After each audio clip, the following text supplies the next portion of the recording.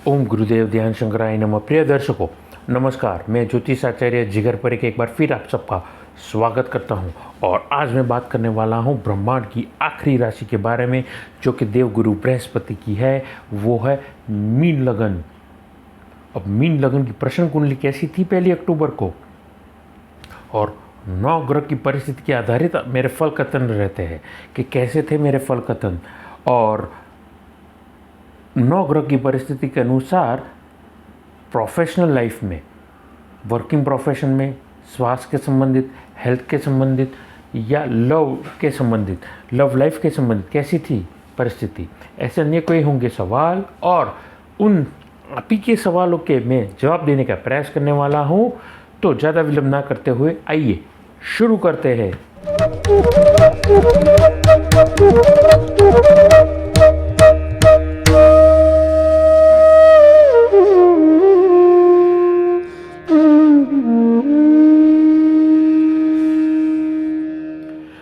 जो लोग मुझे पहली बार सुन रहे हैं, देख रहे हैं, उनको मैं बतलाना चाहूँगा कि हर 1 तारीख को मैं प्रश्न कुंडली बनाता हूँ, और उसी प्रश्न कुंडली के आधारित मैं अपने फल कथन रखता हूँ, आपके सामने प्रस्तुति रखने का मैं प्रयास करता हूँ।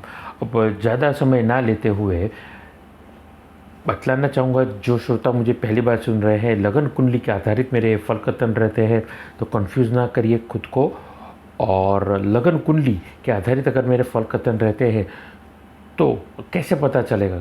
काफ़ी लोग होंगे जिनको पता नहीं है उनकी लगन राशि कौन सी है। तो कुंडली खोलिए, सेंटर में बीच में जहाँ पर ल लिखा होता है, उसके बाजू में जो नंबर लिखा होता है वही होती है आपकी लगन कुंडली। ज़्यादा विलंब ना करते हुए 9 ग्रह की परिस्थिति की ओर हम अग्रसर करते हैं। आइए देखते हैं कैसी है मीन लगन के जातकों की 9 ग्रह की परिस्थिति। आइए 9 ग्रह की परिस्थिति की ओर हम अग्रसर करते हैं। यहाँ पर जैसा कि आप देख रहे हैं, लग्नेश होकर के देवगुरु बृहस्पति धन भाव में विराजे है। पीड़ित अवस्था में वक्री जरूर चल रहे, लेकिन पीड़ित है। राहु के साथ में चंद्रमा भी साथ में है। हालांकि चंद्रमा हर 2.5 दिन में राशि परिवर्तन करते हैं। वहीं पर पंचमें शुक्र, बुध आपके रोग शत्रु के घर में, 7वें भाव में सूर्य मंगल का अंगारक योग देखने को मिला है। 8वें भाव में केतु देखने को मिले हैं। तो जैसा कि आप यहीं पर देख चुके हैं, अब 9 ग्रह की परिस्थिति कुछ ऐसी बनी हुई है।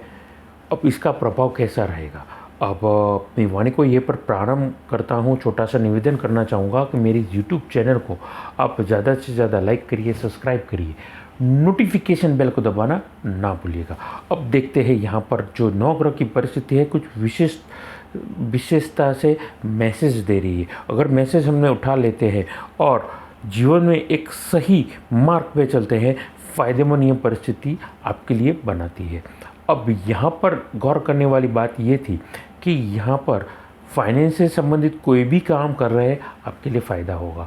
म्यूचुअल फंड या फिर FD, stock market, share market, liaisoning का काम फ़ायदा रहने वाला है ऐसे वर्ग के जातकों के लिए।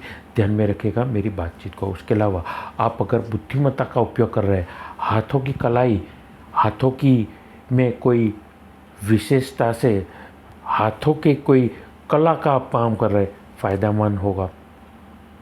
अब हाथों से और कलाई से क्या काम हो सकता है?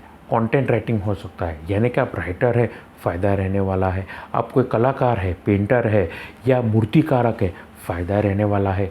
इस पूरे महीने में आपको यूनिक से यूनिक अनुभव रहने वाले हैं। हाथ से आप स्क्रिप्ट भी लिख सकते हैं और स्क्रप्चर भी बना सकते हैं, आप पेंटिंग भी बना सकते हैं। The field is vast, field is huge, so you can take a maximum benefit of this opportunity and try to take best from the opportunity what you have or what you are going to get। कोई भी तक आपको मिलता है, best अपना effort दीजिए, आपके लिए फ़ायदेमंद रहेगा। अब बुद्धिमत्ता का उपयोग करते हुए काम करेंगे, ज़बान से आप काम कर रहे हैं, आपके लिए फ़ायदा होगा। चार्टर अकाउंटेंट, सीए, अकाउंटिंग के संबंधित आप काम कर रहे हैं, फ़ायदा रहने वाला है। एडवोकेट है, आप कथाकारक है, आप एस्ट्रोलॉजर है, कॉस्मिक हीलर है, टैरो कार्ड रीडर है, ऐसे अन्य कोई काम कर रहे हैं, यकीन मानिए आपके लिए फ़ायदेमंद ये परिस्थिति रहेगी। शर्त ये है कि केवल और केवल आपको खुद की प्रोडक्ट को प्रमोट करना है। नहीं जानते हैं कैसे, तो कृपया करके आप सोशल नेटवर्किंग साइट पे लोग जिस तरीके से अपनी प्रवृत्तियों को, अपनी एक्टिविटीज़ को किस तरीके से प्रमोट करते हैं, उनमें अगर फोकस करेंगे, मैं समझता हूँ आपके बहुत कुछ सीखने को मिलेगा। और ज़िंदगी में अगर आपने सीखने का शुरुआत कर दी है, अभी तक नहीं की थी या कर रहे हैं, दोनों ही परिस्थिति में प्रगति के मार्ग आपके लिए अपने आप बनने वाले हैं। आगे मैं बातचीत करना चाहूँगा नौकरी वर्ग के जातकों के बारे में। देखिए, गवर्नमेंट एम्प्लॉय है, आप जुडिशरी के संबंधित काम कर रहे हैं, आपके लिए फ़ायदा रहने वाला है। उसके अलावा केमिकल, फार्मास्यूटिकल, सर्जिकल आइटम बना रहे हैं, आप सिक्योरिटी का काम कर रहे हैं या सिक्योरिटी एजेंसीज़ है आपकी, गवर्नमेंट एम्प्लॉय है और एडमिन का भी काम कर रहे हैं या प्राइवेट में एडमिन का काम कर रहे हैं, फ़ायदेमंद ये परिस्थिति रहने वाली है। अब वहीं पे विपरीत, अगर आप ट्रांसफरेबल जॉब में हैं तो थोड़ा रुक जाइए, आपके लिए बेहतर अपॉर्चुनिटी मिल सकती है। लेकिन अचानक से ट्रांसफ़र आ गया और आपके पास ऑप्शन नहीं है, तो अभी आपके लिए ये वक्त बुरा नहीं है। शायद डील आपके लिए, आपको शुरुआत में लगेगा कि थोड़ा दूर जाना है या अन्य कोई परिस्थिति है, नुकसान हो जाएगा या फैमिली में चैलेंज हो जाएंगे, तो जितना हो सके डिले हो सकता है। लेकिन अंत में जाकर के करियर के पॉइंट ऑफ व्यू में या करियर के पॉइंट ऑफ व्यू से आपके लिए फ़ायदेमंद ये वक्त रहेगा। ट्रांसफ़र के अलावा फॉरेन के संबंधित आपके लिए फ़ायदा रहेगा। आप सॉफ्टवेयर के संबंधित काम कर रहे हैं, ऐप डेवलपिंग का काम कर रहे हैं, वेब डेवलपिंग का काम कर रहे हैं, आप ट्रैवल, टूरिज़्म या यूट्यूबिंग का काम कर रहे हैं, यूट्यूबर है, इंस्टाग्राम पे रील बना के काम कर रहे हैं, आपके लिए ये वक्त जो रहेगा फ़ायदा ज़रूर देगा। बस खुद की मेहनत पे भरोसा करके ज़िंदगी में आगे बढ़िए। आगे मैं बातचीत करना चाहूँगा मीन लगन के जातकों के विद्यार्थी वर्ग के बारे में। देखिए, गुरु आपके लग्नेश होकर के राहु के साथ में विराजे है। अब इसका प्रभाव पॉजिटिव भी होगा और नेगेटिव भी होगा। अपनी बुद्धिमत्ता का, नॉलेज का, स्किल का, गुरुओं का, माता पिता का पूर्ण तरीके से उपयोग करना है। उस दरमियान सोशल नेटवर्किंग साइट से दूर रहिए और दूसरी तरफ नेगेटिव दोस्तों के साथ दूर रहिए। पॉजिटिव लोगों की और पॉजिटिव लोगों के साथ में एसोसिएशन बना करके चलेंगे, फ़ायदेमंद ये परिस्थिति अपने आप रहने जाने वाली है या रहेगी, ध्यान में रखिएगा।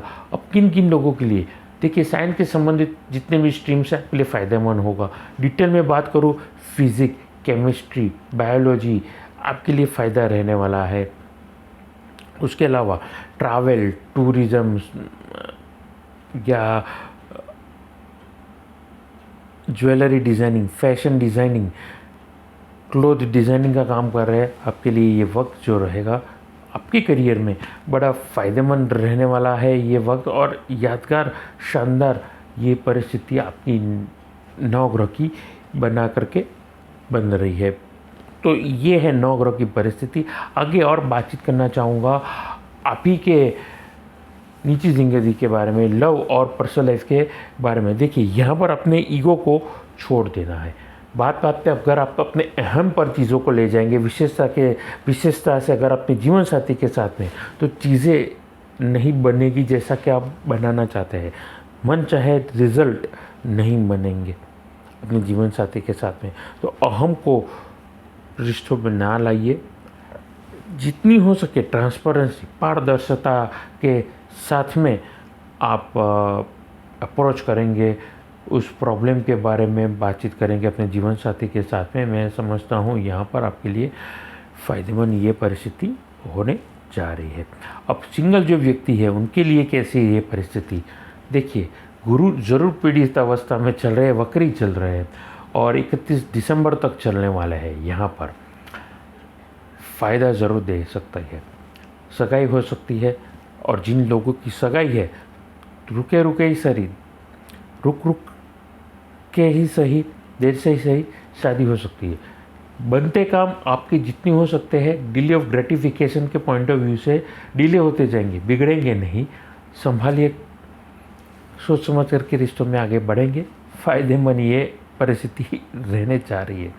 तो आगे मैं बातचीत करना चाहूँगा आपके स्वास्थ्य के बारे में। देखिए, खून के संबंधित आपको तकलीफ़ हो सकती है, पेट के संबंधित तकलीफ़ हो सकती है, हार्मोन के संबंधित आपको तकलीफ़ हो सकती है। उसके अलावा हड्डियों में तकलीफ़ होना, आपके दांतों में तकलीफ़ होना, बाल में तकलीफ़ होना, नाखूनों में तकलीफ़ होना,